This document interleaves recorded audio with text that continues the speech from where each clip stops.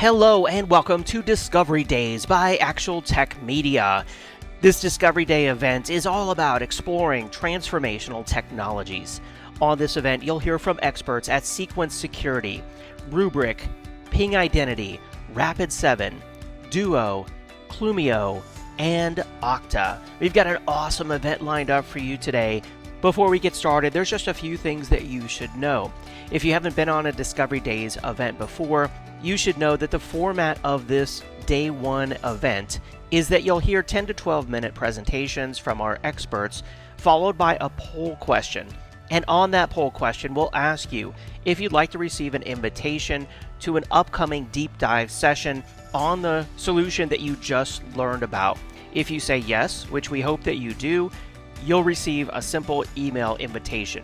That invitation will have details on the upcoming deep dive session. These are 20 to 25 minute deep dive sessions that'll take place over the next 2 days.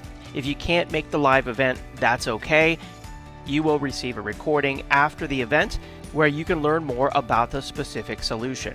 So again, on this Discovery Day, we'll have 7 poll questions, 7 opportunities for you to hopefully say yes and choose to learn more about these transformational technologies that I believe can help so many IT organizations out there to be more secure, to be more efficient, to be more scalable, to better protect their data and rapidly recover from disaster. So with that in mind, I want to thank you for being on this Discovery Days event. This is an exciting new event format for us here at ActualTech Media, and we hope that you enjoy it. We do have some awesome prizes, just like on our MegaCast events. I'll be talking about those in just a moment. We do encourage your questions in the questions pane, but for the most part, if you do have a question, I would encourage you to simply say yes on the poll and join the upcoming deep dive session, because the whole purpose of those sessions is to help you learn more and to get all your questions answered. We want this to be a social event. You can tweet directly from your audience console, and the hashtag for today's event will be automatically appended. I'll talk more about that in just a moment. And then finally, resources. We have a number of handouts there in the Handouts tab, special links, ebooks, and more. I encourage you to check those out. The prizes for today are one iPhone 12 every 15 minutes during this Day 1 event. That's really incredible. I would love to get an iPhone 12 personally, and 7 of you on today's live event will be winning one. I'll be announcing the winners live, and you must be live in attendance to qualify, and also, of course, meet our ActualTech Media prize terms and conditions, which you can find there in the Handouts tab. All prize winners must submit an IRS Form W-9 to ActualTech Media, and of course, you always have the option to make a donation for the prize value to charities. We have supported so many charities over the years and donated thousands of dollars thanks to generous prize winners. In fact, the charities you see here on the screen, in partnership with the Gorilla Guide Book Club, you can find a link to gorilla.guide there in the Handouts tab as well, and download free educational, full-length, fun IT books. The social media hashtag for today is ATM Discovery Days. Again, that'll be automatically appended when you tweet using the Twitter icon in your audience console. You can always follow ActualTech Media on Twitter and me, David M. Davis, as well. Subscribe to all the ActualTech Media social channels, YouTube, Facebook, and the 10 on Tech podcast over in the iTunes Store. All of our latest and greatest content goes on LinkedIn, so make sure that you follow us there. Check out the social icons on the top right-hand side of your audience console as well. And with that, it's time to kick off our Discovery Day event with our first presenter. Welcome, Mr. Tim McCulloch, Enterprise Sales Engineer at Rubric. Tim, take it away. Welcome, everybody. My name is Tim McCulloch. I am the Systems Engineering Manager for the West Enterprise region here at Rubric. And I'd like to take some time today to discuss, what you should expect from your data protection platform and why Rubric does more. Also, I'd like to let everyone know that tomorrow we'll be doing a technical deep dive into the Rubric technology, where we'll discuss everything from our immutable file system, as well as how we participate as part of a ransomware recovery, and our cloud-based and system-based automation. So I look forward to seeing everybody. Now, the big question that everybody has on their mind is my data safe? if you think about all the different layers of security that now have to be applied in order to avoid some type of catastrophe, it's pretty in-depth, right? Luckily, we do have best practices, and there's great technology out there that will help prevent or deflect any type of attack situation. But in this case, just say that there is an attack. It happens, right? If you've seen what happened with Colonial Pipeline, as well as Scripps Health in San Diego, also all victims of a recent ransomware attack, it does happen. And so what you need to ensure is, can I recover? Is my data safe? Do I have the ability to recover from a backup if we are under some type of cyber attack or a crypto locker? So when you think about your data, how resilient is your data? Is your data resilient for recovery, right? Or could it be immune to some type of attack? That's something that you would have to consider. ATPs nowadays are going right for the backups, because what they want is they want to force some type of destructive outcome, or they want payment, right? Those are their two objectives. So therefore, they are actually getting smart, and they're looking for ways to infiltrate your data platform, your data management platforms, and do destructive things. Now, with today's threat, right, we understand the process. Ransomware gets in the environment. What does it do? It crypto locks the data, right? It sends it to a control server up in the internet somewhere, and then it sends a ransom note asking for some type of payment, some type of action. Now, you have two options. One, you pay the ransom, or two, you attempt to recover. Now, typically with enterprise operations, there's a couple folks that are engaged. You have your SecOps folks that are watching the perimeter, watching all the different aspects, those layers that we discussed earlier, as well as the IT operations that are managing the applications. Okay, so you have the SecOps that are immediately in recovery mode, forensics mode. They're doing the research, trying to figure out what happened. How do we block this ATP from further infiltrating the environment? And then you have IT ops that are taking the phone calls from the app owners and the customers going, hey, we can't access so-and-so app. We're down, help us, right? So in the IT ops minds, they're in, hey, we got to restore application mode. Now, what the question comes in is, how deep did our vectors get, right? How deep did the attackers hit? Did they go into the backups? Is my backups compromised? Well, if they are, I only have one option. That is to pay the ransom. Now, the question for these SecOps folks is going to be, were our backups safeguarded, right? What do we recover, by the way? Do we recover everything? Is it 100% full recovery mode where every app has to be restored from backup from a point in time? How long do we go back? Because if the backups were compromised, how do we know when it got compromised? Do we have any way to trace that? Well, guess what? If we don't know, we're paying the ransom. Now, what happens when you do have some type of assurance around your backup platform, right? Where you know that you have some type of immutability applied, you have a zero trust backup framework. This is the situation of recovery that would occur, right? You would have an engagement between both IT ops and SecOps working in collaboration with each other. And then you would understand that you have backup assurance, you have data assurance. You understand, hey, I know these backups are legitimate because they've been verified. They have not been changed. By the way, we were able to pinpoint the blast radius of what happened during the attack vector. And here's the data that was impacted, right? Because we have sensitive data discovery. And by the way, we're going to be able to recover things in a rapid manner because we have rapid recovery, live mount, things like that, where we could go in and pull those apps out. Again, we're also pinpointing that blast radius. So you don't have to recover the entire environment. You go and find where the attack occurred, how bad's the blast radius, and recover that point in time. Now, let's talk about Rubric. How does Rubric work, and why are we even talking about Rubric as a backup platform? Well, first, Rubric is built for the modern world. Rubric is built for digitalization of mind, both for data center and cloud, with security built organically from the ground up. And let's talk about that. So first of all, we're a modern data protection. We are built on a software designed, scalable, distributed file system. Think of it as a hyper-converged platform that is scaled out throughout the enterprise, right? And we have Rubric for both on-prem as well as the cloud. So, and on top of that, we're built for API automation. So if you think about it, anything we could do within Rubric where it's a mouse click can be done through some type of automation. So all your workflows, all of anything that you do, any kind of DevOps, DevSecOps will integrate within Rubric. Now, from the get-go, from day one, Rubric has always taken this approach of having immutable backups. Why?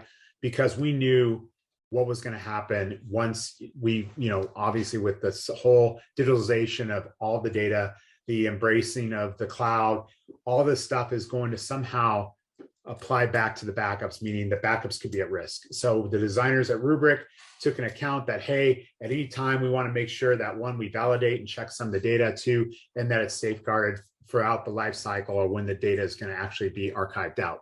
So what that means is we created a Atlas file system that is immutable. It's an append-only file system with logical air gap and zero trust architecture. Now, those who all know what zero trust means is we don't trust anybody. We always ask. And we'll talk about that in a deep dive tomorrow, but I'll explain a little bit about it here. Now, we have built-in forensics. And what we mean by that is Rubric, if you were hit with a ransomware, Rubric sees the change rate, or if we detect any kind of encrypted file lock, we're going to let you know. We have a product called Radar that means ransomware detection remediation that will go and point you to the blast surface, but also allow you to do 3 types of recovery, whether it's a recover in place, whether it's a copy over so you could conduct the additional forensics, or whether you restore into a different file. Now, again, we are built on a set of APIs, so we do integrate nicely inside of SEMS as well as SOAR platforms. We have alliance relationships with, as you can see here, Palo Alto and Splunk, so the most popular SEMS and SOAR platforms in the industry today. And now for the recovery, right? Getting your business back up to speed. We have what we call instant recovery. Live mount for faster RTOs, as well as granular restores and bulk recovery. So instead of having to wait for any kind of tape or any kind of lag within your recovery process, we're able to get those environments, those platforms up within minutes. Now, if you think about it, the key principles of data protection, you have a couple of them, right? We have the air gap, right? That's big, especially working with cyber insurance carriers. They want to understand that you have a third copy, right? That can be untouched. Immutability. I mean, I can't express more how important immutability is, especially when it comes to your data. And again, the zero trust effect. So if you think about this middle section, this is where Rubric plays, right? We make logical air gap, meaning backups are offline. We actually, we're built with an immutable file system designed from the get-go, from day one. So what does that mean? We append the changes. It cannot be modified. We do not modify your data. We don't allow modification of data. And then zero trust. So the way we provide zero trust is several ways. First of all, we provide layers of access to even get into Rubric. One is we integrate with your LDAP. We do multi-factor authentication. We also do one-time, time-based authentication on top of the platform. So again, we're giving you 3 different layers of entry point into the platform. Now, safeguarding backups, right? We all understand traditional backups. A lot of actors in the backup sequence could be very cumbersome. There could be different areas of infiltration or any kind of exposure because they're all separate components, right? So they're very complicated. They could have ATPs apply themselves as either doing through masquerade or any kind of like deception service, apply themselves on that system and then start pulling your data or locking the data. This would be a bad thing, obviously, that also will go and do some type of destruction where it'll delete the data. So basically what it does is it ensures that you cannot recover, right? That's the whole point. Now with a Rubric zero trust architecture, you have your servers, you have the Rubric appliances with the Atlas file system across, where it's protecting your data, right? We're not involving SAN, it's all on Rubric, and Rubric is managing your data, ensuring that your data is not going to be compromised in a ransomware attack. Now I'll call this out that we apply 3 levels of authorization: MFA, time-based, one-time-based authentication. We support certificates, TLS 1.2. So again, we're providing a secure layer before they can even touch your backup set. And now if you do have an attack, you can recover. Now, protecting against the compromise, right? If you look at it, this is our reference architecture, right? We have immutable file system from the get-go, end-to-end encryption, both in flight and at rest. And then the zero trust design, and then multi-factor, time-based, one-time authentication. We also do something called retention lock. And what this does is we identify a security officer within your business where we'll lock down what we call a retention for a period of time that is basically agreed to between Rubric and yourself. So retention locks are very important because what it does, it doesn't allow expiration of the backups. So the use case for that would be if a bad actor gets into your backup system and modifies the retention, so data is deleted immediately, they can't do that with retention lock. It will not allow it. You would have to actually go through a process to unhook a retention lock once it's set. And again, we are following the process that is developed by CISA on how we manage that data. So, it creates a secured copy of your data. It doesn't allow any type of modification of the retention.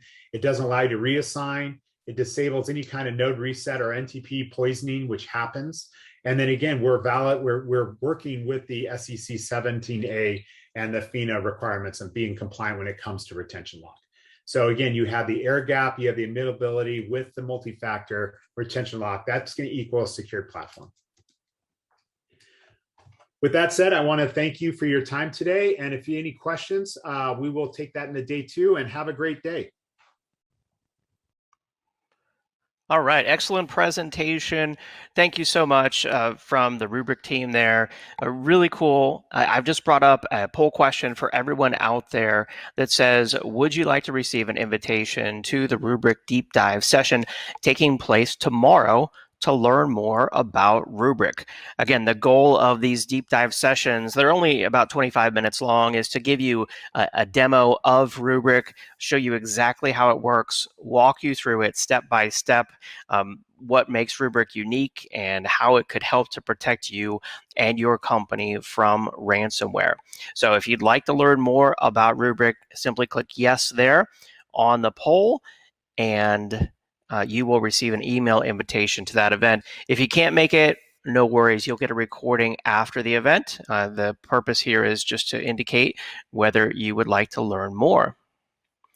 And I'll leave that poll up while I announce our first iPhone 12 winner. Our first iPhone 12 winner, this is going out to Jerry Fitzwater of Indiana. Congratulations, Jerry Fitzwater of Indiana. 6 more iPhone 12s to give out still today on our Discovery Day event. All right. Hopefully everyone has had a chance there to respond to the poll. We do appreciate your feedback, and so does the Rubric team. I'll leave that up for just a few seconds longer, and then we'll move on to our next presenter. Great feedback here from Manoj in the audience, who says that they have been using Rubric and it's an amazing platform. It's helped us a lot during these times. Thank you, Manoj, for that feedback. Justin said, very interesting. Rob said, looking forward to learning more about the disaster recovery. Me too. Yeah, make sure you join the upcoming session. Lots of good feedback here, or I'm sorry, lots of good questions here and feedback. So I will be routing all of these, of course, over to Tim at Rubric, but really just make sure that you join the upcoming session and all these types of questions will be answered. All right, and with that, it's now time for our next presentation on today's Discovery Day event. I'm excited to introduce Teju, who is a Group Product Marketing Manager at Okta. Teju, it's great to have you. I'll hand it off to you. Take it away. Today, moving beyond username and password, going passwordless with Okta. My name is Teju, and I'm on the product marketing team here at Okta. And for today's conversation, we're going to briefly cover the current state of authentication and how passwordless fits into organizations' long-term security plans, as well as some of the passwordless options available in Okta for customers to use today. Now, for a long time now, we've really lived in this golden era of passwords. But with the title of this session, it's safe to say that it's now in the past. But before we go any further, let's take a look at the brief history of passwords. Now, the first origin of the password really goes back to Roman times when watchwords were deployed as a form of identification. And those watchwords shared a lot of important characteristics with the modern password, including a secure back channel. Now, this basic concept of the password has evolved through the years. It was used in World War II as a countersign to validate each other on the battlefield. And then in the 1960s at MIT is when we really saw the modern version of the password. The way that it was used is that the university had developed a compatible time-sharing system that was used by their researchers. And the thing is that these researchers shared a common mainframe as well as a single disk file. So to keep all of their files private, the concept of this password was developed so that users could only access their own files for their allotted 4 hours a week. I guess computer time was limited back in the 60s. And then we move into the internet era of passwords where we really are today. Now, in the earlier age of passwords, we saw, the standard 8-character password. Frequently, that didn't really differentiate between upper and lower case. But as we started moving into creating tons of online accounts, hundreds of online accounts really per user for various services, we saw the intro of very insecure passwords like the word password. And so websites that are customer and consumer facing, as well as IT teams, started doing this, creating complexity requirements for passwords, which in theory should have made things more secure, but still really easy to circumvent because people would just making their password something like password 123. So naturally, this golden age of passwords has made us very hackable. Now, first, common attacks like phishing, man in the middle, and password spray have made passwords a primary attack vector. Not only a primary attack vector, but really a successful one that hackers are able to easily exploit to initiate account takeover attacks. So we try to address this by requiring super complex requirements for these 16-character passwords with uppercase, lowercase requirements, numbers, special characters, which are really hard for users to remember. So this also means that users more frequently need to reset and recover their password. And that eventually leads to the cost of your password resets. Your IT team or support team and help desk teams are really inundated with these account management activities when they could be spending time on more impactful tasks. So now let's take a look at the authentication methods we see both in the enterprise and for customer and consumer facing apps. Now, we know that passwords are insecure and deliver a poor experience, but realistically, they are something that we're all really, really familiar with at this point. So we want to think about why passwords have been around for so long. Even though they are hard to remember, there's no considerations around operating system or device support. Passwords are so ubiquitous that they're just embedded everywhere into any point of authentication, whether it's on the device or logging into an application. Now, to solve the shortcomings of passwords, we came up with second factor authentication. And that's really an additional layer of authentication that's based on something that you know and that you have and that you are. Now, this is more secure for sure, but typically delivers a poor user experience and frequently requires that you have a phone or some additional hardware device as that second factor. So as annoying as passwords are, the only reason it's rated a little bit higher on the end user side is because adding a second factor of authentication can really cause more user friction depending on the factor that you choose to use. Now, more recently, we've explored biometric authentication with technologies like Face ID and Touch ID as a strong assurance method and the replacement to a password, better user experience, but something that frequently requires specialized hardware. Now, with all of these pros and cons with current authentication methods, we need to think through what is the ideal authentication experience.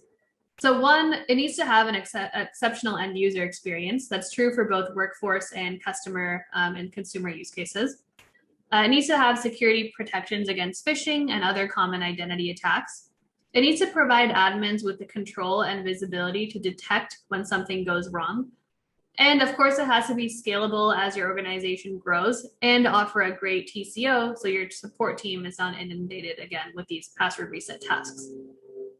So this is really where we think passwordless authentication can help solve some of these challenges and deliver on the promise of a much better user experience.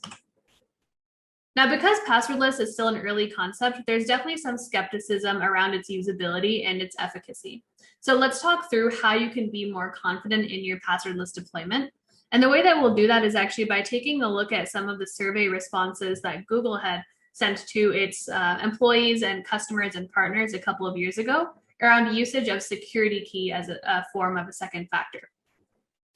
Now, the first question you'll want to answer is, can passwordless really deliver a secure experience? Now, the reason that we hear this question is that for many people, moving to passwordless means moving away from the traditional password and second factor combination to just one factor. But when you think about the definition of multi-factor authentication as two factors from the categories of knowledge, possession, and inheritance, passwordless is actually a combination of possession and inheritance.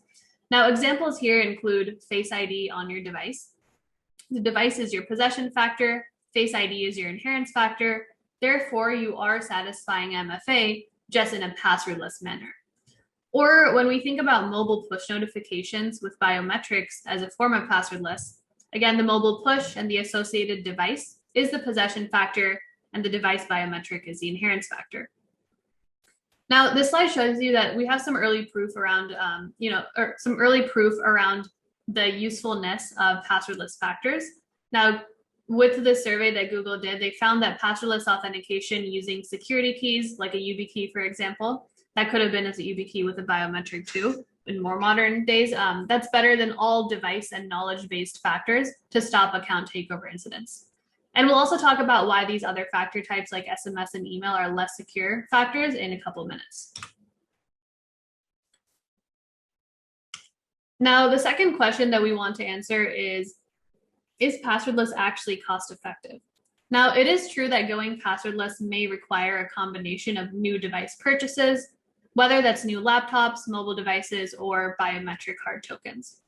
Now, the same survey also found that when using passwordless authentication, the cost per user is actually very low, thereby allowing you to scale without increasing your support costs.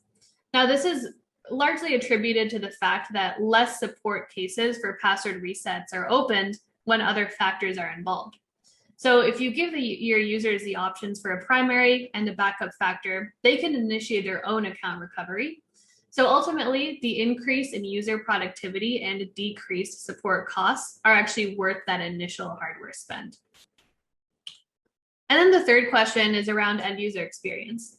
Now, again, in the same survey, Google also indicated that passwordless authentication methods were consistently faster to authenticate than any form of authentication, delivering a better end user experience. Okay, so far we've discussed the need to move away from passwords and proof that passwordless authentication provides the best of both worlds in terms of deployability and management, cost, and user experience. So now we want to get into the passwordless options available in Okta and what you'll want to think through as you start deploying passwordless. Excellent presentation. Thank you so much, Teju. Really appreciate that. So I've just brought up the poll question for everyone out there that says, would you like to receive an invitation to the Okta deep dive session taking place tomorrow to learn more? If so, just click yes on the poll question right there, and you'll receive an email with a link to join that session happening tomorrow, roughly 25-minute session. And the goal of that, again, is to answer all of your questions about the Okta solution. So we hope that you'll join us on that session. I'll leave this poll question up here for a few moments while I select our next prize winner. All right, we've got another iPhone 12 in your choice of color for our second grand prize. This is going out to Nancy Lucio from Ohio. Congratulations, Nancy Lucio from Ohio. We will reach out to you to deliver your new iPhone 12. All right, and 5 more iPhones still to give out on the event today. I'll leave the poll question up here for a few more moments. let everyone respond to that. We've been getting a lot of great feedback from some folks out in the audience about Okta. Ken says they've been using Okta for a couple of years. Really interested to see how the passwordless install works. Jeff said we use Okta at the office and like it. Great to hear that. Thank you for that. Mohammed said great presentation by Okta. Lots of other great questions for Teju. We'll be routing these over to Teju, but of course we hope that you'll join our upcoming deep dive session. All right, thank you to everyone there who responded to the poll. Let's go ahead and move on now to our next presentation here on Discovery Days. I'm excited to introduce Mr. Aubry Turner, Executive Advisor at Ping Identity. And we've got Aubrey on video. We're going to bring up Aubrey now. Take it away, Aubrey. All right. Welcome. What if I told you that passwords were potentially impacting your ability to maximize your revenue potential? Would you be interested? I think you might. And so in this session, in my session, don't let passwords get in the way of revenue. That's entirely what I hope I help you understand, and some ways that we can solve that particular problem. My name is Aubry Turner. I'm an executive advisor at Ping Identity. And with that, let's dive right in. I've only got 12 minutes to take you on this journey. So I recently learned that humans have on average about 2.2 billion seconds on Earth. And why that's important is it's precious time, obviously. But you, your customers, and you and I as consumers are spending way too much of that creating complex passwords and entering those complex passwords in what is a poor end user experience when we know the result. I'm not necessarily going to say it's a foregone conclusion, but breaches are still happening despite the fact that we're following complex password policies. So in order to secure things, right, we're asking users to create complex passwords, and we've got on average, I think the average person has 150 to 200 passwords that we have to retain, memorize. Chances are we're using some kind of password vault to store those. So we're following these policies, these complex password policies, still getting poor results. Breaches are still happening. Put another way, this would be like eating fast food every day and expecting to be healthy. If that analogy doesn't work for you, I know there's been a couple documentaries on that. How about this way? What's the definition of insanity? Doing the same thing over and over again and expecting a different result. So how about some data points on how passwords are revenue blockers? And we're going to break this down across customer experience, which we know customer experience is critical to how you as a brand, you as a company engage your customers, and then the actual cost of passwords. So we know 63% of customers often leave a brand for another brand. You don't want to be that first brand when the online experience is poor. We see that it takes 1 to 2 minutes before password reset issues cause a consumer to become impatient. And this has happened to all of us, right? We've all been victim of this or had to deal with this. For instance, we're starting to go events again, and maybe you are in line to access. You need to unlock an app to present your QR code for access, and you've forgotten the password, or you've got to reset the password. A minute can seem like an eternity, while you're trying to get access. Frustration, impatience. And then passwords cost big money, right? 18% abandonment rate when consumers are subject to strict password requirements. Put another way, that means somebody didn't buy something from you because they likely abandoned and moved on to another brand, and someplace else where they could get that service or purchased that good or item. And then 5 million to 20 million per year for larger operations to pay for password reset inquiries. And this is again where the cost of supporting password reset, account recovery, maybe through a help desk or some other function. And so that's costing you money, impacting your revenue, impacting the bottom line.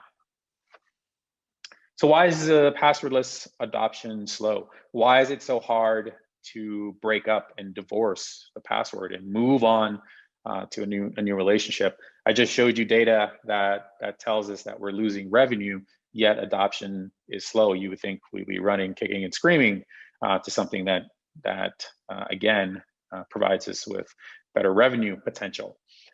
But there are a few things that are impeding us and upending our efforts to move to passwordless and frictionless. Legacy apps and technical debt certainly being one. Passwords are easy and cheap to implement, and we are extremely comfortable with them despite the risks, which is that fear of change. They're in the middle of your screen. Humans are the whole who moved my cheese thing, right? We are creatures of habit, we're comfortable, and so fear of change, the apprehension of change certainly is a potential impediment. And even the term passwordless, right? To some, passwords may mean more security because of that comfort that we have, and passwordless, that means less security. So that, and then the various user scenarios, and what this really means is you likely have a wide demographic base of customers, and they have varying degrees of comfort, maybe with technology and how savvy they are in terms of their interaction with your brand. So we've got to deal with, all of these potential impediments to passwordless, and just again that general apprehension and the term that may not.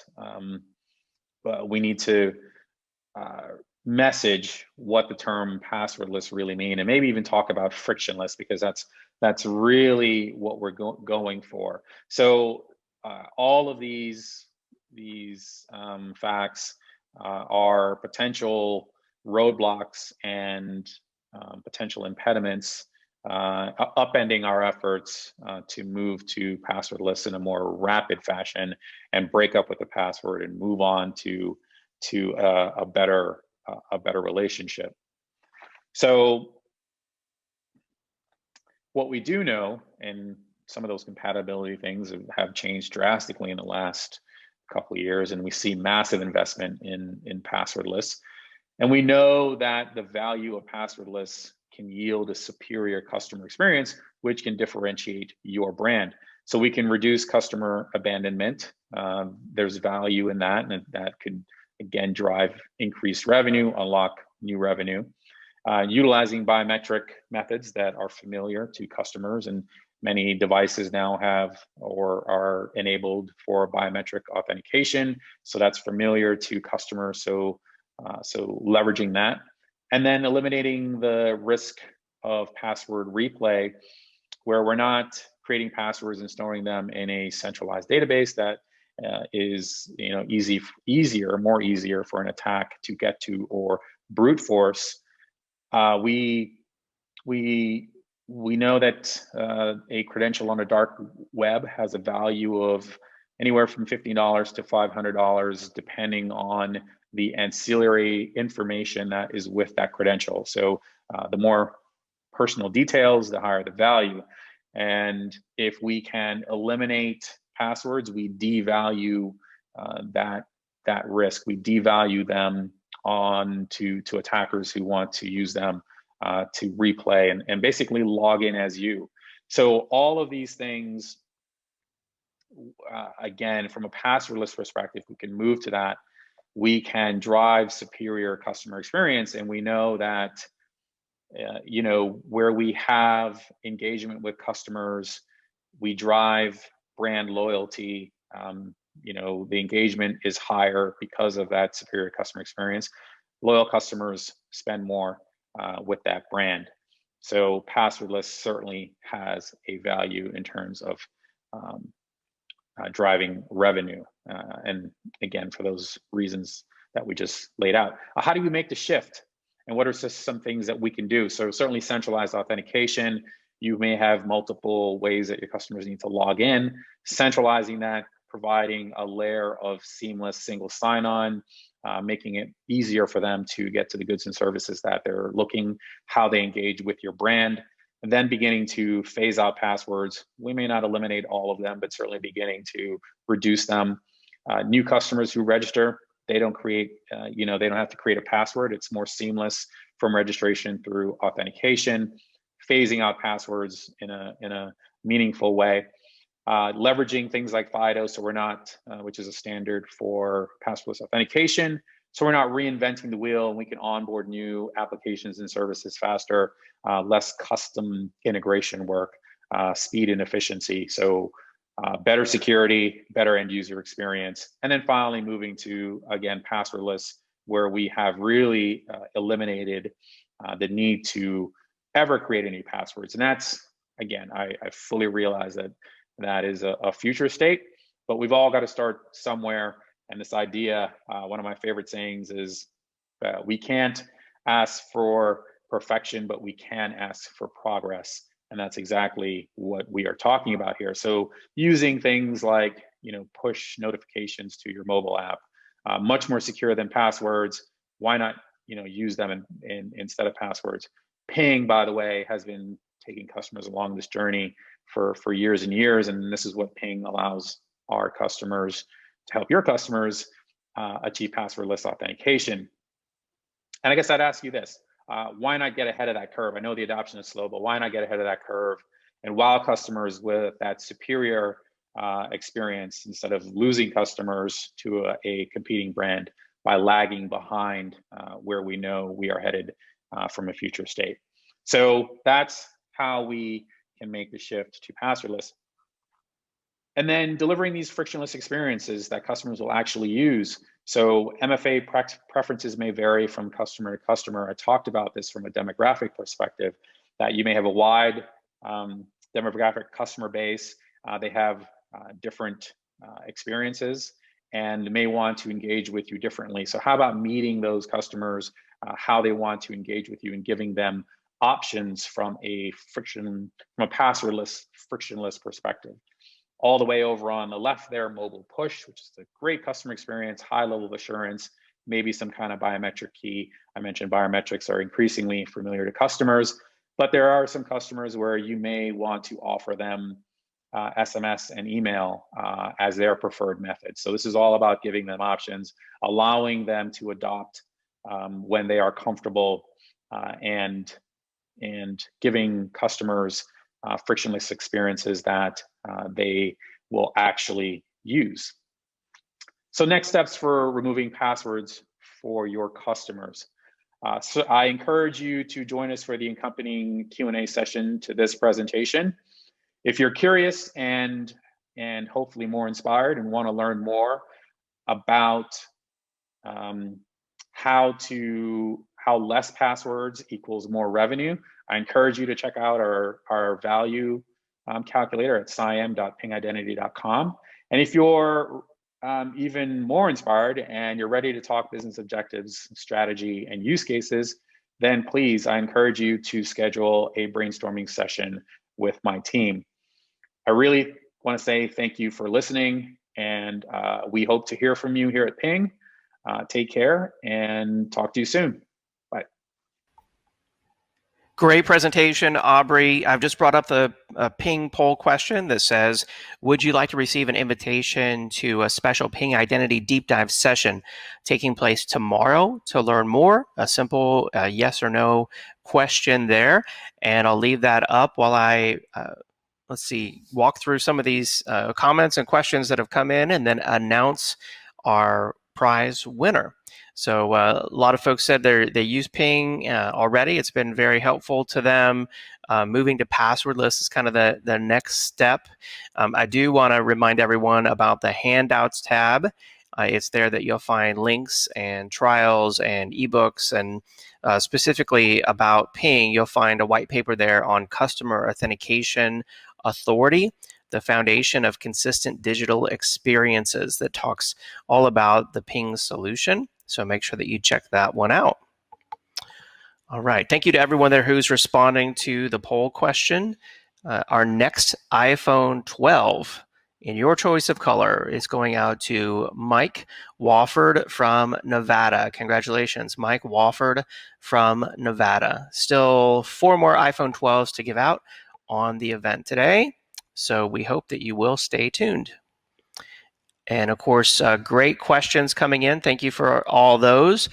Keep in mind, if you have a question, I encourage you to just say yes there on the poll question and join us for the deep dive session, because that is the purpose really of those sessions, is to answer all your questions, help you to see these solutions in action. All right, so with that, let's go ahead and move on to our next presentation here on today's Discovery Day event. I'm excited now to introduce Mr. Matt Kyle, Director of Product Marketing at Sequence Security. Matt, great to have you on. I'll hand it off to you. I'm with Sequence Security. Today's topic is bot or human? Who's buying your widgets?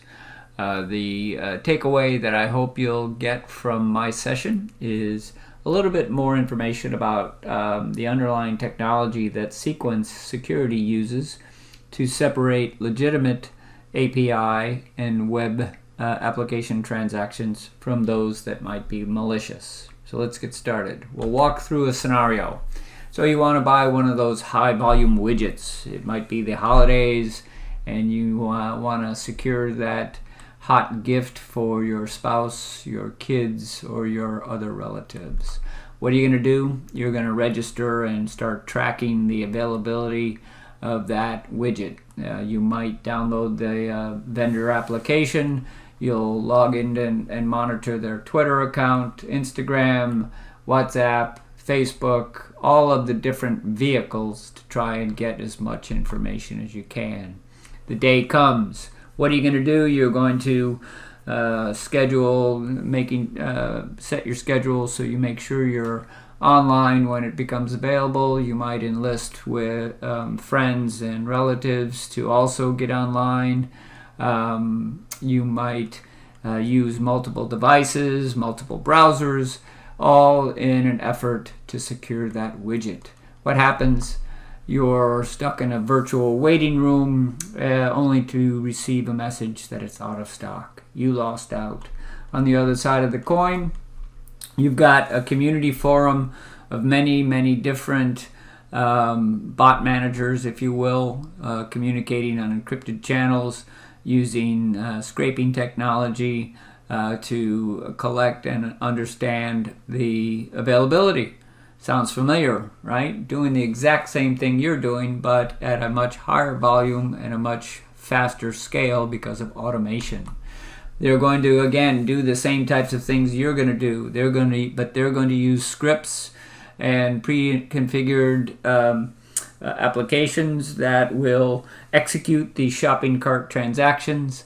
Those are the tools that you see there. They're going to use infrastructure, many thousands of residential IP addresses that make it look like it's a legitimate user coming from the particular location. So they're masking the identity and their location.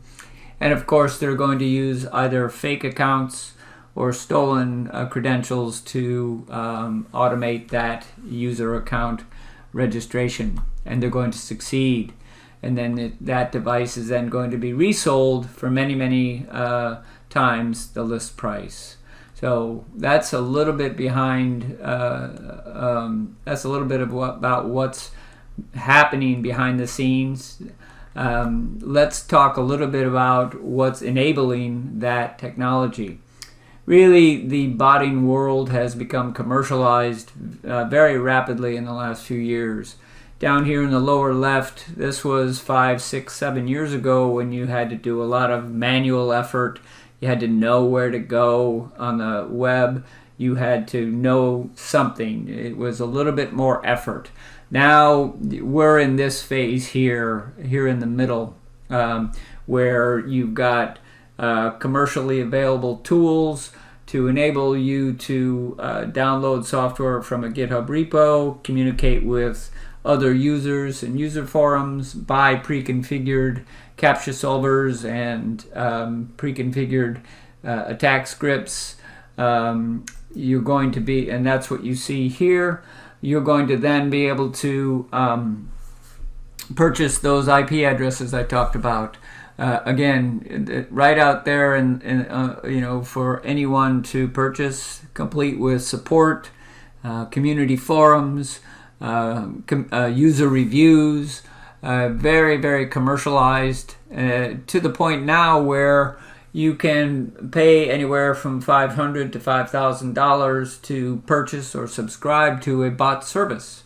You don't have to do any of the work yourself, or very little of the work yourself. You can subscribe now to bots as a service. They are in high demand, oddly enough, and so you almost need to have a bot to buy a bot. So, this is what retailers and other marketers of high demand items are up against. It's an army of many with highly automated, highly motivated individuals, being battled against by a few security team members or AppSec members or DevOps folks. So how do you determine the behavioral intent? Really, that's what this is all about, is how do I make sure that my loyal customer that is trying to buy my widget is allowed to buy the widget while I block, control, or rate limit those that are automated and are looking to buy just for profiteering. So how Sequence does it is we apply a technology called CQAI to create a behavioral fingerprint that helps you separate malicious from legitimate. That fingerprint goes through 3 different phases of analysis. The first phase there on the left, we do some basic profiling, some IP address analysis, some tools profiling, looking at what's generating the traffic, what tool is it? Is it Open Bullet? Is it Black Bullet? Is it Sniper MBA, etc.? Then we go through the more complex analysis there in the right 2 boxes. Looking at behavioral analysis. Is the transaction happening far too fast for it to be a human? Is it a high volume of transactions from a certain small number of IP addresses? That's the statistical analysis that you see there. And then we're going to look at the actual intent. This is where the tailored rules and the different ML models that we have that are configured for your application come into play, all resulting really in what we call a behavioral fingerprint. The value of that behavioral fingerprint is as the malicious transactions and the behavior of those transactions begins to retool or change, the fingerprint will keep track of it. So as attackers will change their techniques and their tactics, the behavioral fingerprint will keep track of that, and it can be then used in a policy to rate limit, to block, or to deceive. We can send a deceptive message to those attackers. So now I'm going to switch gears a little bit and show you a demo. The demo is voiceover is a woman's voice, so don't be surprised when you hear the woman's voice. Thanks very much for listening, and we hope to talk to you tomorrow on day 2 of the ActualTech Media event. Sequence Bot Defense is the only solution on the market that allows you to accurately identify malicious from legitimate transactions without the need for JavaScript injection or SDK app integration. Instead, the platform uses a machine learning engine called CQAI to create a behavioral fingerprint that uncovers intent and can accurately track bad actors, even if they retool. Taken at face value, increased traffic to your web and mobile applications, shown here in blue, may be seen as a positive, but understanding the intent may actually tell a different story. So using the behavioral fingerprint allows you to take a closer look at outliers in traffic, shown in red, that might be indicators of shopping bot activity, account takeover attempts, API abuse, and more. Let's examine a specific fingerprint with an unusually high event count. Here, we can take a look at the 4 components used to build the fingerprint and then determine the intent. Under behavior, we're seeing high amounts of suspicious activity going after a single login point. This is likely a bad actor attempting an attack.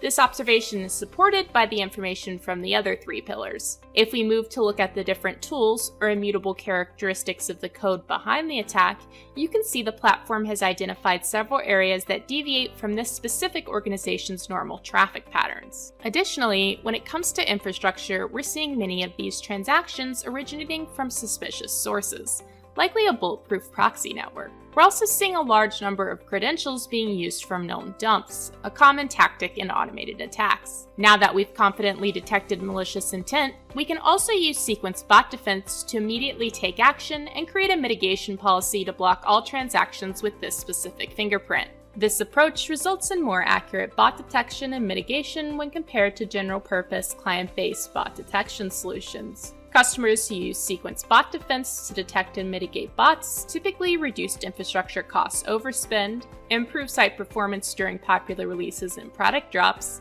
and increase customer satisfaction. Ready to see sequence security in action? Visit www.sequence.ai/demo.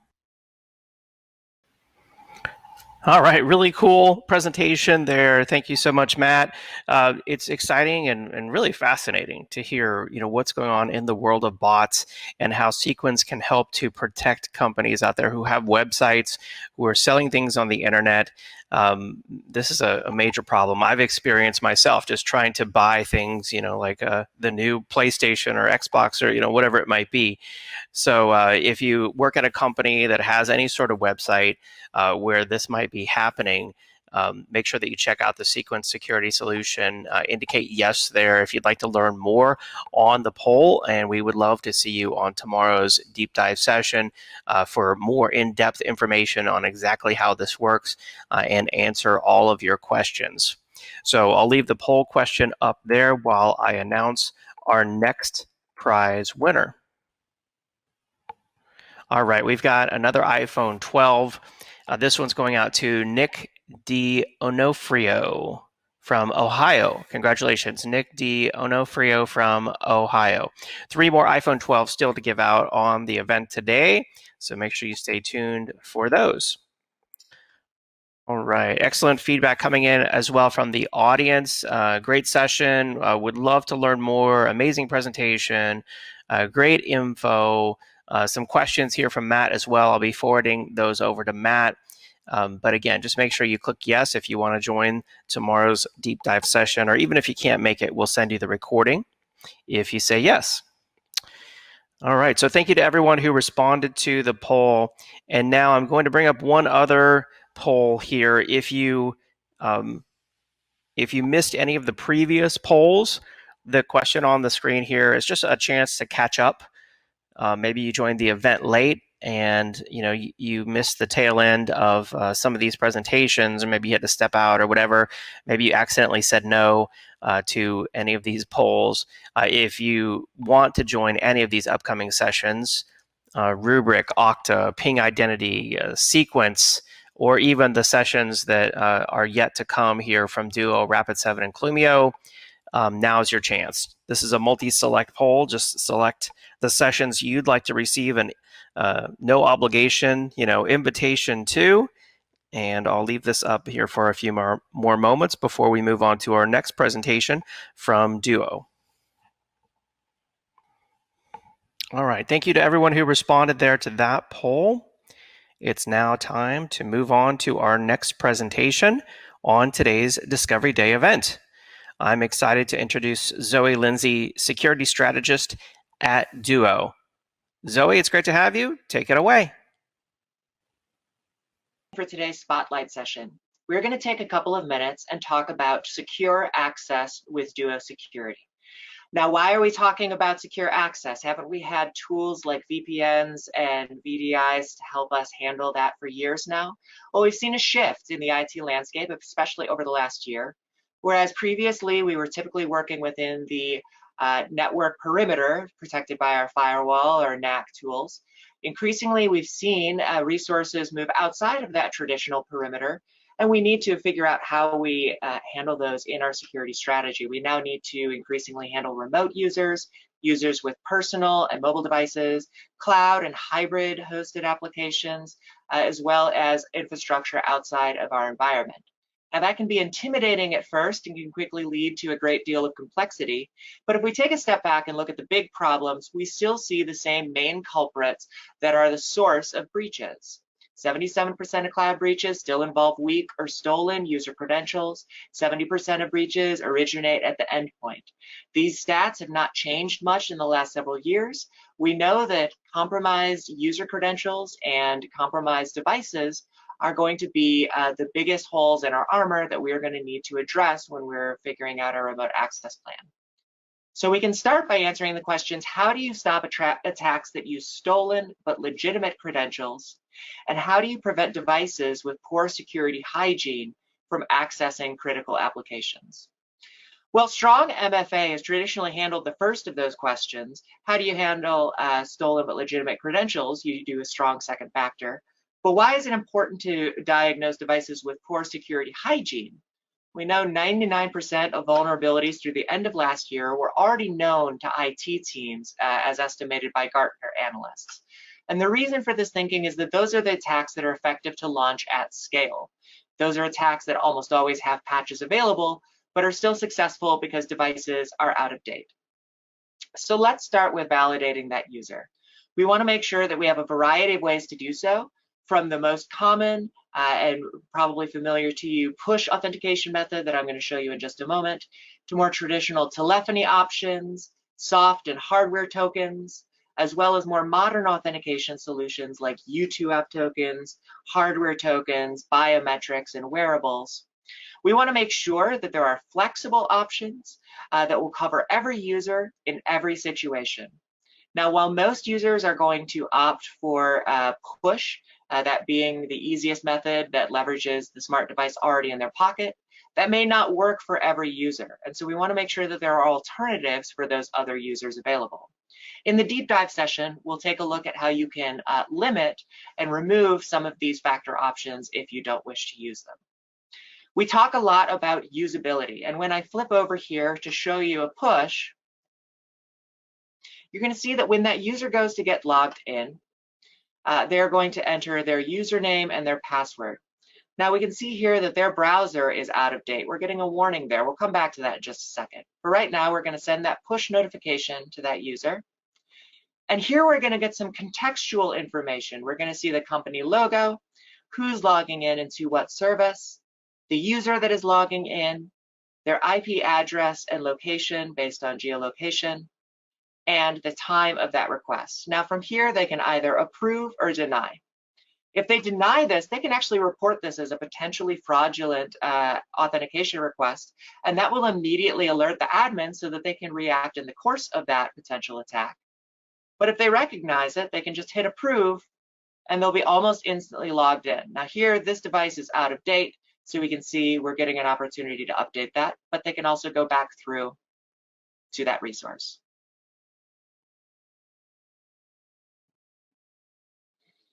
So here we've got our user, they go to log in. Now let's say that we've got a hardware token.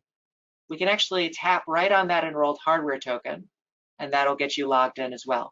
You can do the same thing with a WebAuthn integration and leverage the advantage of Touch ID for users with MacBooks as well. Now, we spent a good amount of time talking about the importance of usability, streamlining this interface, providing tools to the users so that they are able to make these changes themselves. And the idea here is that good usability supports good security. This is a good example of this that we'd like to take a look at based on some research from Duo's Trusted Access Report, which we release annually. Several years back, we noticed that there was a much higher rate of application of lock screens on devices that supported a biometric factor. 93% of devices that could support Touch ID or a fingerprint authentication on Android devices had a lock screen enabled, whereas only 78% of devices without either of those biometric options that only supported a pattern or a pin lock had that lock screen enabled. That's a significant difference, and having that unsecured device represents a significant risk. So by adding some usability, by making it more convenient for users, by letting them use that biometric method, then it makes it more likely that they're going to follow the security process that we want them to, which is to lock that device and protect against theft.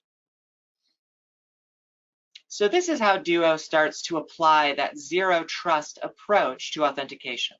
We're still going to start with that user requesting authentication access. We're going to prompt that user through an enrolled device to validate with strong authentication. But then we're going to move past that, and right at that point of access, we're going to evaluate the trustworthiness of that user's device and its security posture to see if it matches with the policies that you've configured in the administrative panel. With Duo, we're going to get some additional visibility, not just on the user's identity from that auth request, but some visibility from the endpoint, as well as the device that they're authenticating with, to decide whether or not you want to grant access. And only if they pass those tests will you grant them secure access to that application. So let's go back here and see what that remediation looks like in practice.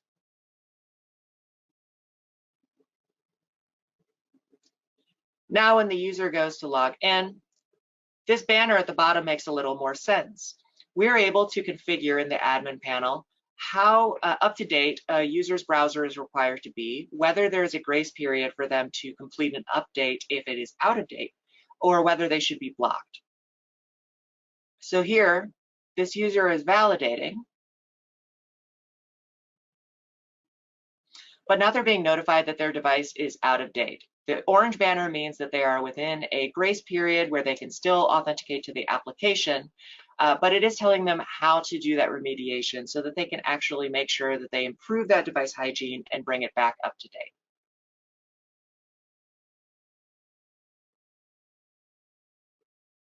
Here's an example of where access is actually being blocked. A user's device is too far out of date, and so they are not being allowed to authenticate until they go through and complete that update. In this fashion, you're able to reduce the risk posed by devices that are out of date by requiring users to bring them up to date before being granted access to the application.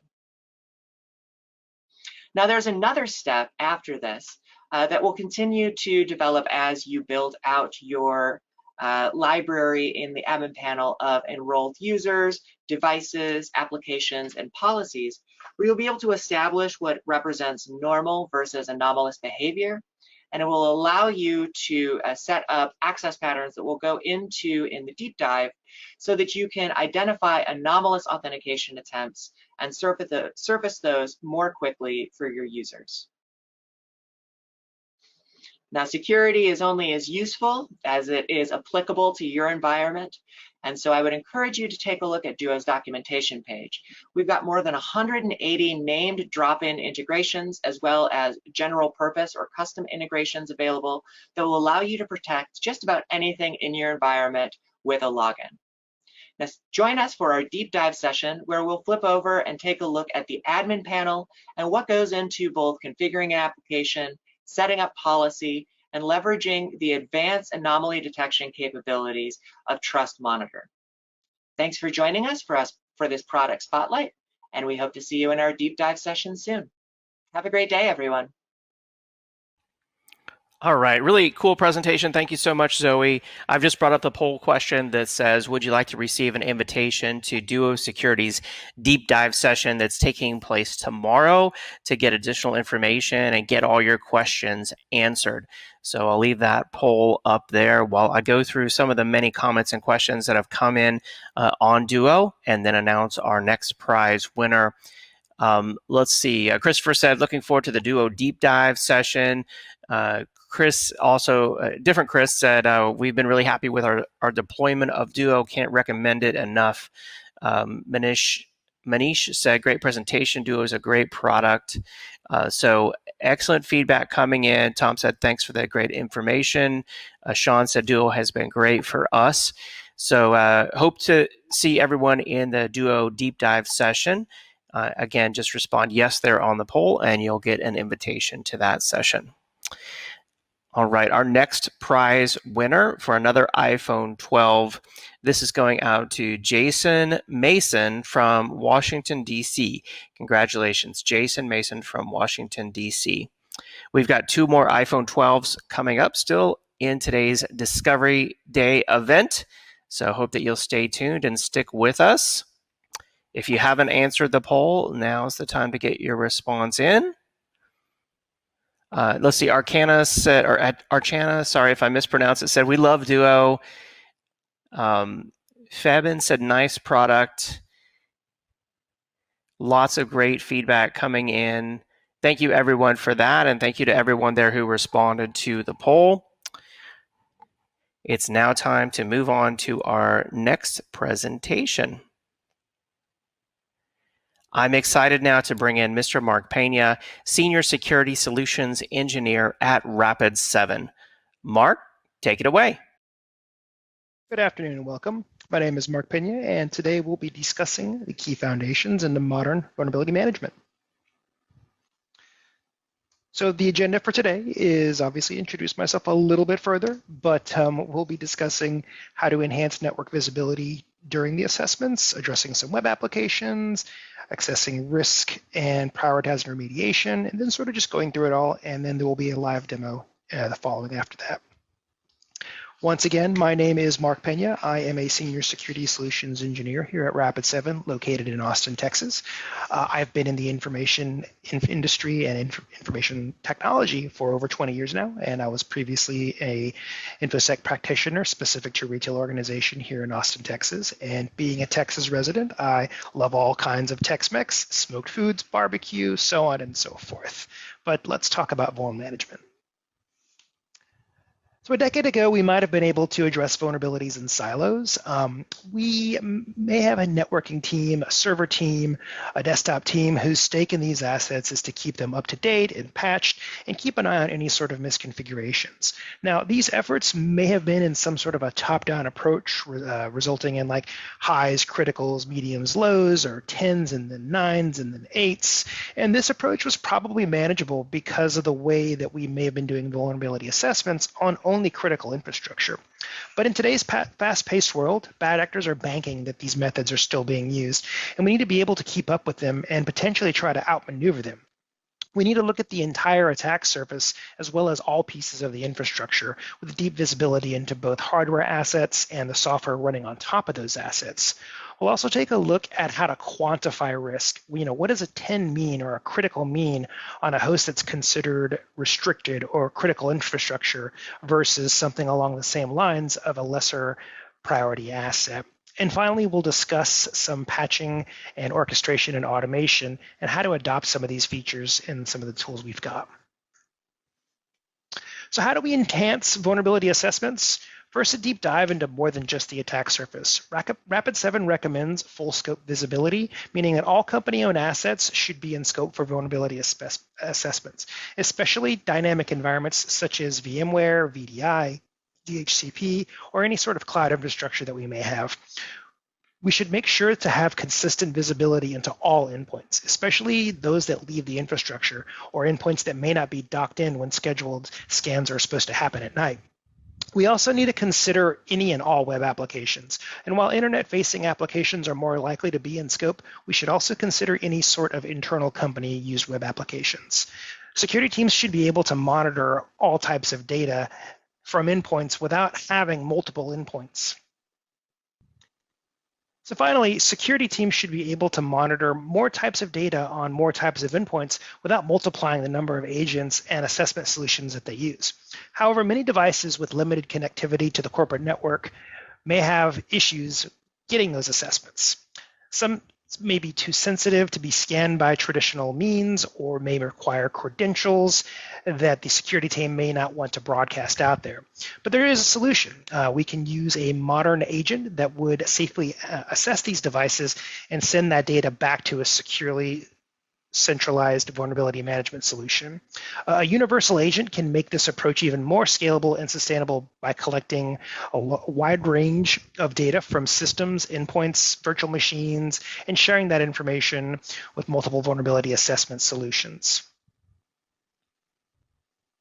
And finally, we want to be able to tap into best-of-breed solutions that the organization may own, such as ticketing systems, firewalls, EDR solutions, and patching solutions that are going to help expedite common tasks and tee up critical patches.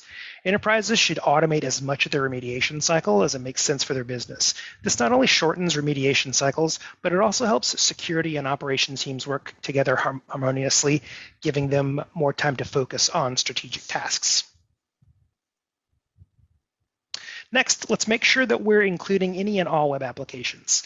However, most legacy tools are frequently unable to effectively test rich web applications built with HTML5, action message format, single-page applications, and frameworks, libraries, and toolkits, and services and protocols such as JSON, REST, GWT, SOAP, and XML RPC. Typically, these tools can't systematically assess the backends and APIs of these applications. They also have trouble coping with custom parameters and non-traditional authentication processes such as CAPTCHA, two-factor, or any kind of multi-factor. Often, they can't crawl through multi-step workflows such as shopping cart sequences. So long story short, these limitations mean that attackers can potentially find ways into the back end of these modern web applications and often to the types of protected personal information and intellectual property that's most critical to the enterprise. A modern vulnerability risk management program needs tools to be able to address these issues. For example, advanced DAST solutions are available to employ a universal translator to understand and test applications with sophisticated interfaces, APIs, and protocols. They can handle custom parameters and advanced authentication processes and automatically detect vulnerabilities in complex application workflows like those shopping carts. Next, we need to be able to test during that CI/CD build cycle. So security groups are often hard-pressed to keep pace with the change of production applications brought by techniques such as agile development, CI or CD, DevOps, and containers. These allow software development organizations to respond much faster to customer and business needs. New application code can be put into production on a weekly, daily, hourly, or even minute-by-minute basis. Unfortunately, security is often left behind when application code moves this swiftly from development to staging and into production. New code can be exposed to outsiders on the internet for days, weeks, without being scanned for vulnerabilities or coding errors. And this opens a way costly data breach, in fact. Security teams may not be able to be aware that modified code has been deployed on cloud platforms in containerized or virtualized environments. So moving more towards this DevSecOps approach is going to be one way that we can address these challenges. The concept is to adopt tools and processes that will allow software developers, security staff, and operations people who manage applications to work together and integrate securely into every phase of the software development lifecycle. In modern vulnerability risk management programs, we also need to include people, right? So when an attack is discovered, IT organizations need to be able to respond quickly, and incident detection and response technologies can identify and reduce the risk on users. For example, UBA, user behavior analytics, and security analytics products that monitor user behavior and detect anomalies indicative of active compromise. Feeding vulnerability context to these tools enables them to more thoroughly investigate and prioritize incidents. Information can also flow the other way. Analytics tools can identify groups that handle critical assets and individuals with compromised credentials so that we can take priority when assessing and remediating vulnerabilities. So when it comes to assessing overall risk, vulnerability modeling and penetration testing is important. And if you've ever done vulnerability management before, then I'm sure you can understand technical debt that's associated with it. There could be thousands upon thousands of vulnerabilities identified in your ecosystem, and potentially overwhelming, if not unmanageable number may be considered critical. Meanwhile, you may not even know where to start to have the most actionable and impactful remediation. And this is where the CVSS score might have some limitations by prioritizing from 10 down to 1. And it may no longer be sufficient to meet modern vulnerability needs. So in order for us to be able to prioritize remediation efforts to make impactful decisions, we need to quantify risk across different asset types. Once again, a critical score on a domain controller or a point of sale system is more likely to pose more risk to the environment than that same 10 or critical score on some sort of lower priority asset. Once we've assigned business context to all of our assets, we can then approach remediation efforts in a risk reduction manner, meaning that weighted, high risk, high priority assets will most likely come to the forefront of our remediation efforts and be patched and maintained first. Additionally, real risk is informed by our intimate knowledge of modern attacker methods. So things like Metasploit, penetration testers, and threat intelligence are all going to give us that sort of real risk. Real risk is the way that Rapid7 makes that approach to calculating risk and taking into consideration that CVSS score, but we're also taking into consideration things like malware kits, exploits, time. That's going to give us that real risk there. And when it comes to penetration testing is going to be able to identify those vulnerabilities that might appear to be severe, but could potentially pose little to no risk in the organization. It's going to be able to pinpoint others that might seem innocuous on their own, but that could be potentially exploited in sequence for an attacker to reach their target. For example, a penetration tester might find one vulnerability with a high CVSS score, and it only affects a few endpoints that may not have access to any sort of centralized databases, while another vulnerability with a lower risk score could potentially be exploited by cyber criminals to access key intellectual property, payroll data, HIPAA data, whatever it is that you may be trying to keep under wraps there. Moreover, the first vulnerability might require extensive skills to exploit, while the second one may have some sort of Metasploit module or known potential exploitation associated with it that a less experienced hacker could just use with a kit. Hence, penetration testing should be treated as a core part of modern vulnerability risk management program. Information from network scans, application tests, phishing simulations, and other sources of vulnerability information should be shared with the testers, who can then use that information to perform tests and assess the actual risk of the organization posed by each type of vulnerability. Also, the risks of a penetration test must be analyzed and disseminated to the groups that prioritize and remediate vulnerabilities in the short term, and the managers who make those decisions to help strengthen cybersecurity defenses over the long term. So with a modern vulnerability program, we're going to be able to step up our game with network scanning to include that complete ecosystem visibility. We're going to be able to better address web application vulnerabilities by diving more into that SecOps model that we talked about. We're going to be able to mitigate user risk by linked incident detection and response capabilities with our vulnerability risk management platform, and assess overall risk using customized risk scoring and penetration testing to help prioritize vulnerabilities based on their risk to the enterprise. And once adopted, the rewards are going to be pretty dramatic, giving security teams the ability to monitor today's vastly expanded attack surface, keep up with quickly changing infrastructure applications, work collaboratively with IT teams and application developers to help identify and remediate vulnerabilities of all kinds much faster. We're also going to be able to reduce the ability for attackers to exploit the largest attack vectors in most organizations, the users, and accurately determine which vulnerabilities pose the greatest risk to the enterprise through that penetration testing. So how does Rapid7 fit into this? Hopefully you'll join us for the next demonstration to see how all the puzzles fit together. If you're unable to make it, just head over to rapid7.com/VM for a better look at what we've discussed today.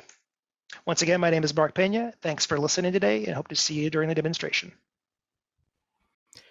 Great presentation, Mark. I've just brought up the poll question for everyone out there, asking you if you'd like to receive an invitation to the Rapid7 Deep Dive session taking place tomorrow. That's where you can see Rapid7 in action with a live demo and get all your questions answered. If so, just click yes there on the poll and you'll receive an email with the invitation. And let's see, lots of great feedback, again, coming in about Rapid7. Brian said, we deployed Rapid7 globally and love it. Bill said, great information. Adam said, great job. So thank you, everyone, for the questions and the feedback as well. We do appreciate your feedback. And again, I'll leave up the poll for your response to learn about the Rapid7 solution to better secure and protect your company's data. Arcana said we use Rapid7 and we like it. So thank you again for all that feedback. Our next iPhone 12 winner. This one's going out to Christina Pascal from Massachusetts. Congratulations to Christina Pascal from Massachusetts. We've got one more iPhone 12 still to give out on today's Discovery Day event. So we hope that you'll stay tuned for that. A few more seconds here to respond to the poll question, and then we'll move on to our next and final presentation. All right, thank you to everyone there who responded. Let's go ahead and move on. It's now my pleasure to introduce Suhas Nayak, Director of Product Marketing at Clumio. Suhas, it's great to have you on Discovery Days today. Take it away. Hello, everyone. Welcome to this ActualTech Media Discovery Day session on cloud data protection. I am Suhas Nayak with Clumio, and today I will be doing a quick introduction to Clumio, which is a SaaS data protection as a service for AWS. Let's start by looking at a key shift we are seeing in the industry before we look at cloud data protection. This is the continued growth in organizations adopting the public cloud for on-demand services. And as shown on this slide, it is happening at the expense of on-prem IT spend. For example, IT spend in 2020 was less than that in the previous year. And on the other hand, the spend on infrastructure as a service in the public cloud is just growing. In fact, it is expected to grow by almost 27% this year. So why is this shift to the public cloud happening? There are several reasons, but if I had to pin down some key factors, they would be the instantaneous value you get by consuming on-demand services made readily available to you by the public cloud. Then that in turn helps drive innovation at a much faster pace compared to on-premises, where it would take a long time to upgrade to the latest and greatest technologies. You can now offload the maintenance of your IT infrastructure to the cloud as well, and that allows you to shift your time and resources to things that are core to your business. And last but not the least, cloud has been the enabler for digital transformation, the enabler for a subscription-based services model that in turn enables organizations to use services from anywhere in the world and on a true as-needed basis. And what I mean by that is organizations can start a service when there is a need for it and then shut it off when they don't need it anymore. So they only truly pay for what they consume. And the part of consuming these services from anywhere in the world, that has really shown its benefits over the last year during the pandemic. So these are the main reasons that are causing the cloud adoption to grow really rapidly. And the cloud adoption is only going to increase. So we can comfortably say that the cloud is here to stay, and it's going to grow for the foreseeable future. Now, what it also means is that we are going to see an increase in production applications shifting from on-premises into the cloud. as well as new applications being built in the cloud. And both of these activities will be causing a lot of critical data to be generated in the cloud that now needs to be secured and protected. That brings us to the topic of data protection in the cloud. Now, while there are several benefits that the cloud provides that we just spoke about, data protection in the cloud has several gaps. In fact, it is a shared responsibility, and organizations need to own responsibility of protecting their data in the cloud. So let's look at these gaps, which you will need to own and have a plan for, right? So number one, when it comes to restoring data in the cloud using native cloud services, it takes a very long time. Now, keep in mind that backing up data securely is just half the story. Being able to recover in time when needed is the other half. And if you cannot recover in time, it can be detrimental to your business. Next, implementing a comprehensive data protection strategy in the cloud using native backup services is very complex. And they also do not provide all the key functionalities that are required. This results in introducing errors because now you will be writing scripts or figuring out ways how you can add those functionalities back that are missing in the native services. And by doing so, you could potentially introduce a lot of errors. You may not be able to keep up on updating your scripts and manual processes as your needs to protect data increases, right? So, and these errors can be really costly to live with. So that's the complexity piece here. And then the next one is there is a complete lack of visibility in your data protection plans. And what I mean by this is it is very hard to get a simple view of all the assets you're protecting with their corresponding policies. It is hard to see if you are in compliance or drifting away from compliance. There is no way to have this view across all your accounts and regions as well. So you're not only limited in the visibility that you're getting, you are also limited to having that limited view one account at a time. So that's a big gap as well. And then finally, with the limited capabilities in the native services for data protection, you end up implementing backup and recovery in a very inefficient manner, which results in much higher costs than it should take. So to leverage the benefits of the cloud, you need to pay attention to these gaps, as you will need to implement a sound, solid data protection plan for your data in the cloud, just like you needed it on premises. And that's exactly why we decided to build Clumio, to help our customers close these gaps. In fact, our mission is to deliver a data protection service for AWS that is super simple to manage. There is no additional infrastructure or AWS resources that you need to maintain in your account. It is just one single service that works across all native AWS data sources, as well as VMC workloads. And it takes less than 15 minutes to start protecting your assets in AWS, all the way from creating an account in Clumio to discovering your AWS assets, and then finally protecting them as well. There are no hidden charges. With Clumio, you simply pay for what you consume and nothing more. You won't have to spin up and manage EC2 instances or EBS volumes in your account to run our service. There are no limits on the number of restores you can do, as well as no egress charges for saving backup data into the Clumio service. Our platform also leverages the cloud to scale on demand.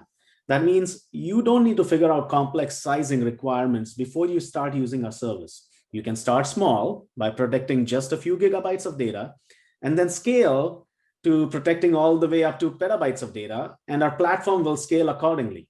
No need to decide on reserving upfront resources or capacity. All data and all data is compressed, encrypted, and deduped before it is sent to the Clumio service. So the bandwidth utilization is extremely efficient too. Last but not the least, with Clumio, you get true air gap protection by default. That means the Clumio backups are stored outside of your AWS domain. So in the event that your account gets compromised, say by ransomware or bad actors, your Clumio backups will not be impacted. enabling a guaranteed path to recovery from the compromise. So in a nutshell, what you get with Clumio is data protection for AWS that has 10x faster restore times, that is 10x more secure, that has 10x better visibility, and delivers a solution that has simple management and a simple experience all the way from setup to backup and recovery to monitoring your protection plans. And you get all these benefits at up to 55% cost savings versus AWS backup. And to see exactly how this is done in Clumio, I highly encourage you to attend our deep dive session on day 3, where Joe Ferguson, our Cloud SE, will demonstrate live how all these functionalities are accomplished within Clumio. And I guarantee you will love seeing Clumio in action and experiencing how it simplifies data protection for your AWS applications. With that, thank you for your time today, and we look forward to seeing you on day 3. Great presentation, Suhas. Thank you very much. We just brought up the poll question for everyone out there that says, would you like to receive an invitation to the Clumio Deep Dive session? This is taking place Thursday morning. To learn more and see a live demo of how Clumio works to protect your data and can help you to rapidly recover from ransomware or disaster. So make sure that if you'd like to receive additional information, even just a link to the recording, if you can't make it, no worries. Just click yes there on the poll. And I'll leave that poll up here for a few moments while I review the many questions and comments that have come in. Emilio said, great presentation.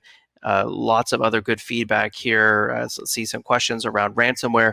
We'll route all these to the team here at Clumio. But of course, if you want to get additional information and see it in action for yourself, get all your questions answered, just click yes there on the poll question. All right, so with that, we have our one final iPhone 12 to give out on the event today, and this is going out to Eric Karen from Maine. Congratulations, Eric. Chiron or Karen from Maine will reach out to you to deliver your iPhone. I will post all the 7 iPhone 12 prize winners there in the questions pane. But first, I'm going to go on to our final poll question now, which is simply a way to catch up if you missed any of the earlier sessions. Maybe you didn't have a chance to answer the poll question, or maybe you accidentally clicked no and you've changed your mind now.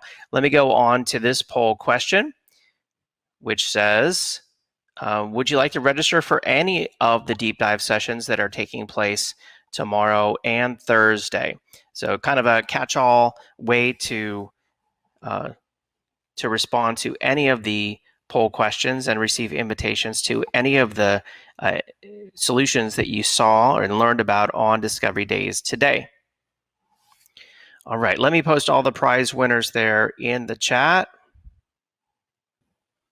Excellent. Thank you to everyone there who's responded to the poll and all the poll questions during the event. I hope to see you tomorrow and our final session Thursday morning for all the deep dive Discovery Day sessions. Again, these are relatively short. You don't have to commit a whole hour. They're 25 minutes roughly. You're going to see deep dive demos, live demos, get all your questions answered, and hopefully solve all of your enterprise IT challenges with some of these transformational technologies. Thanks for joining us today on the Discovery Days event happening by ActualTech Media. We appreciate your support, and we'll see you next time. Have a great day and take care. Bye-bye.